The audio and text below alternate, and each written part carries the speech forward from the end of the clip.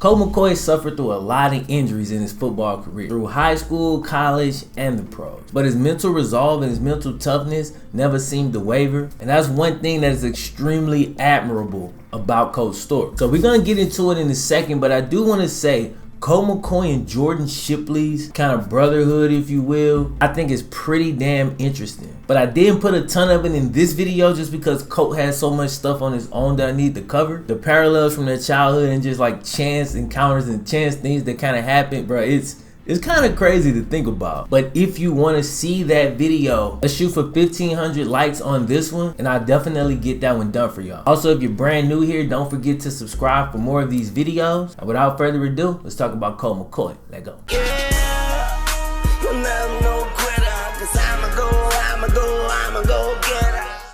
All right, Daniel Colt McCoy was born in Hobbs, New Mexico. He's the oldest of 3 boys and grew up in a Christian home. Colt grew up in a small town in Texas with a population of 714 people. His parents had him in church all the time, but when he wasn't in church, he played sports.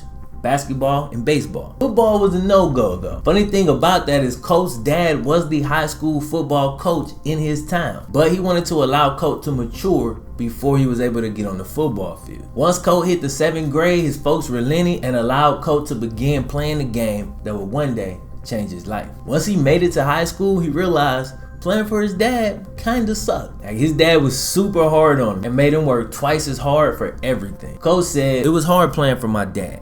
It was hard to separate my dad as coach and my dad as dad." Colt would later go on to realize that his dad was just preparing him for real life, preparing him for his future days in the college and in the pros. I mean, ain't no handouts in life. You gotta earn it. This definitely made Colt mentally tougher, which would come into play later in his life. By his sophomore year, Colt had earned the starting job. And because he was a pretty good overall athlete, he served as the team's starting quarterback, the punter, and the starting free safety. However, Colt suffered his first concussion playing free safety trying to tackle a 215-pound running back. It's a big boy. His dad completely pulled him off defense from that point forward. But at quarterback, Colt would go on to become the all-time leading passer in Texas Division IIA football. He won Offensive MVP his junior and senior year and racked up over 9,000 passing yards and 116 touchdowns over his high school career. He actually ranks as the all-time leading 2A passer in Texas football history. Back during Colt's junior year in high school, the University of Texas was hosting a mini camp. Funny thing was, Colt almost didn't go. Why? Because he had a track meet that same day. Not to mention, Colt already had a scholarship offer to Texas A&M, but ultimately, he decided to go. Now, when he went to the camp, Colt had an amazing day. And even though he was barely 6 feet tall, less than 180 pounds, Coach Mack Brown offered him a scholarship. Colt said yes immediately. And then Mack Brown hit him with a real smooth, "Okay, Colt, that's great, but it's like a marriage now. We're engaged. I just put the ring on your finger." That's what a commitment to Texas means. Mack Brown, ladies and gentlemen, Mack Brown. Colt set goals right then to graduate and to win a national championship.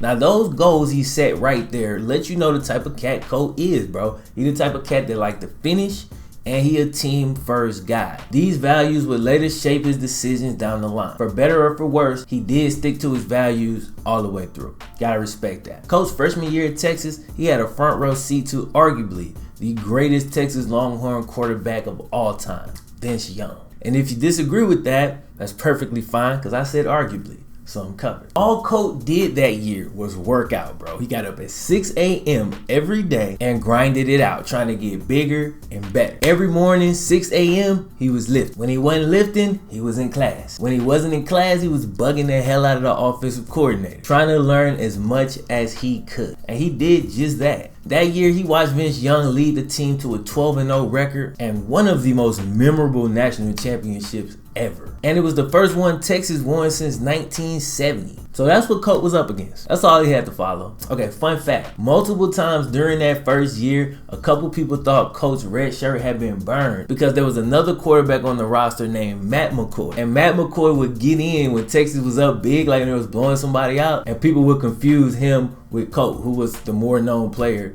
even at that point. Colt has soaked up as much game as he could from Vince Young. He studied his body language and just how his confidence seemed to energize the whole team and be so infectious. The following season, there was a quarterback battle between redshirt freshman Colt McCoy and true freshman Javon Sneed. Nothing to really talk about there. We all know what happened. Colt won the job. Once they put him in, he never looked back. He became the first Longhorn freshman quarterback to win his opening game since Bobby Lane way back in 1944. He went on to throw for over 2,500 yards, 29 touchdowns, and only 7 picks in his freshman campaign. He did suffer a few injuries, being knocked out of multiple games, but he got Texas to the Alamo Bowl and tied the freshman touchdown record. His sophomore season came with a ton of hype. He was named to several watch lists and was put on multiple magazines in Texas, but this would by far be his worst season as a Longhorns quarterback. He was dealing with injuries for most of the season and struggled out the gate. A few games into the season, he had a 4 interception game, and afterwards, Sports Illustrated named him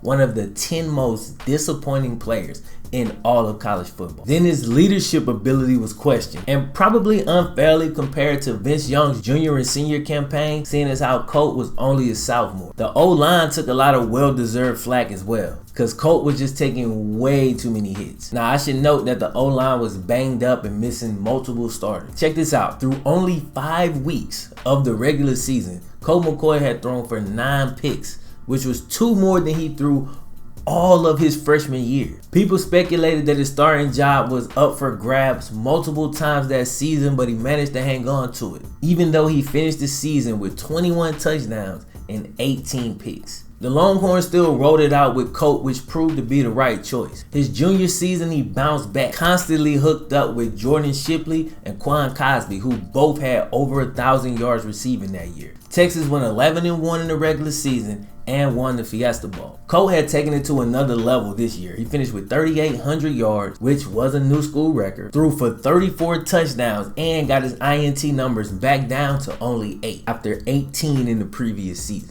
His completion percentage was off the chart, completing 77% of his passes that entire season. He also ran for 576 yards and 11 more touchdowns. He finished second in the Heisman voting that year behind Oklahoma's Sam Bradford. But he did take home Big 12 Player of the Year, and he won the Walter Camp. So, amazing junior campaign. Now, this was that pivotal moment in every star's career where they got to decide, do I go pro or do I come back for my final year of school? Now, Colt had already laid out his goals beforehand, so that would help make his decision a little bit easier. Still not an easy decision. So Colt sent in paperwork to the NFL to see where he was projected to go. Turns out he was projected as a late first round pick. A lot of people were saying, yo, it's time to go ahead and go pro. But Colt decided to stick with his original values, which was trying to win a national championship and graduating. And he came back. This decision would greatly alter his football future, though. It started out beautifully, man. Colt led Texas to a 12-0 regular season record and a trip to the national championship. It was time for Colt to realize the goal that he had set way back when he first signed with Texas. They were facing Alabama, who was a heavy favorite in this game, but Texas definitely felt like they had a chance to take the dub. First offensive possession of the game, Colt got the offense all the way to the 1-yard line. They couldn't score though and had to settle for a field goal. After that, Texas took an onside kick, recovered the ball, and had all the momentum. They had the ball inside the 10-yard line. The play came in from the sideline, speed option. So just like he had done so many times, Colt, bam, runs the speed option. But Alabama takes away the pitch man, so Colt has to keep it. Drops his shoulder and bang!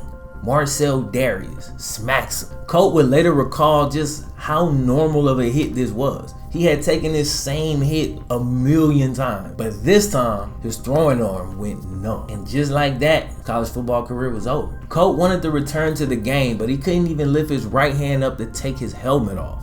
Once again, injuries had come back to bite him. Of course, Texas went on to lose this game, and this injury had caused Colt an opportunity to win a national championship or to at least give it his best go. And again, if he doesn't get hurt on that play, we don't know how that game would have turned out. But not only did it steal away his opportunity to win a national championship, it had lasting damage. So it turns out he had a pinched nerve in his throwing arm. So the injury now was keeping him out of the NFL combine. However, He did throw at Texas Pro Day, but his shoulder was still badly damaged, so he could really only throw short passes. He did complete pretty much all of them, but he had no strength in his arm, no pop on his passes. So due to that, his lack of NFL size, small hands, injury history, low release point, etc., the list goes on. He had gone from a late first round draft pick to a late draft pick.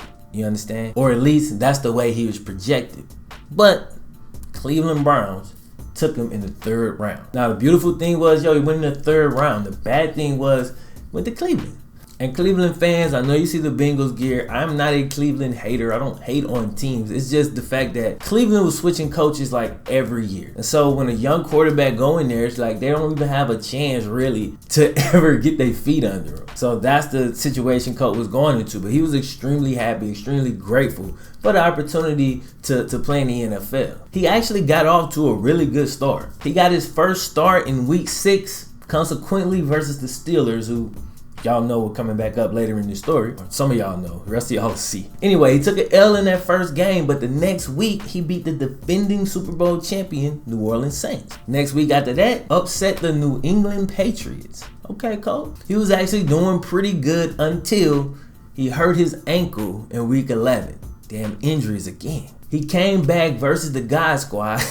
He came back versus the Bengals, my squad. And he had a good game, man. He threw for 240 yards.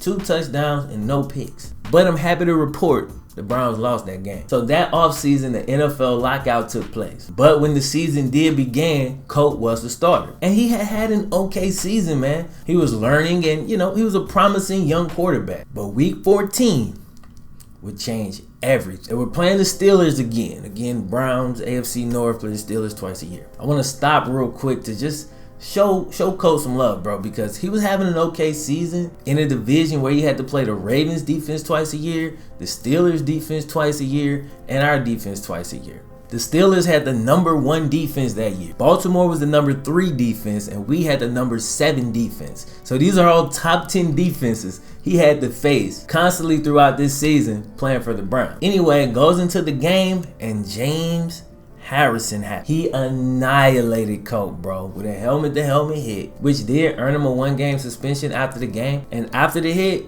Colt said he couldn't remember anything. He literally to this day has no memory of the hit happening. He's seen the footage, but he just can't remember. It's just gone. Now, Colt went back into that game, which he later admitted he definitely shouldn't have. But I gotta give him some credit for going back out there, bro. I might have threw in the towel. How bad was it? After the game, Colt said that the lights in the post-game press conference felt like nails in his head. So after that, Colt was sidelined for the rest of the season. Now the next year, the Browns showed some patience and allowed a healthy Colt McCoy, who was more seasoned, to return to the starting lineup. I'm joking, they didn't. They did not do that. That's probably what they should have did, but what they actually did was fired the coach and drafted another quarterback. They drafted Brandon Whedon, who was damn near 30. And I'm not going to lie, I remember specifically as a Bengals fan cheering for this pick. I was like, yes.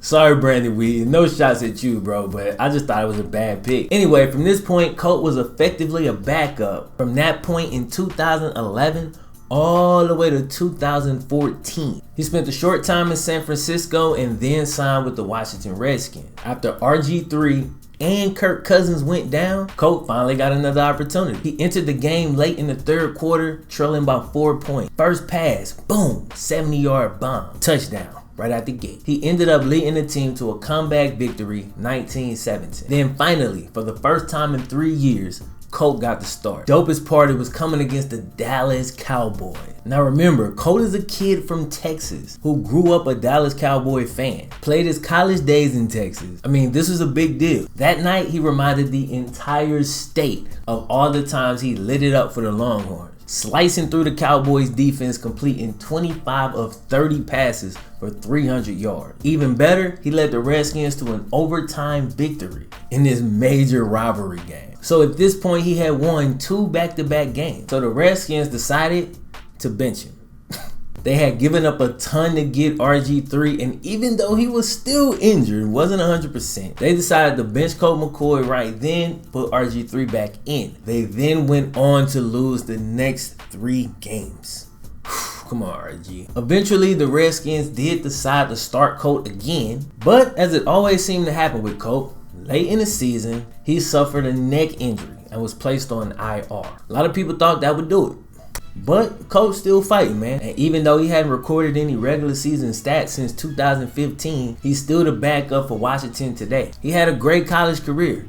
And who knows how much greater that career could have been if not for untimely injury. Of course, you can say the same thing about his pro career. Who knows what it would have become if not for those injuries, man. Unfortunately, in real life, you can't turn the injuries off. Can't even move the slider down. Good news for Colt is he's continued to work hard and is a great locker room guy, good teammate, and still finds himself on the NFL roster. This is the point where I usually say something clever to end the video, but I'll use Colt's own words to sum it up because I think he said it best. I'm the son of a coach and a farmer. That means I truly love football on one hand, and I'm not afraid to work on the other hand. It's been quite a ride up to this point, and I'm not gonna pretend to know what happens next. I just know it won't be easy, but that's fine by me. I wouldn't even know what to do with easy. Yeah.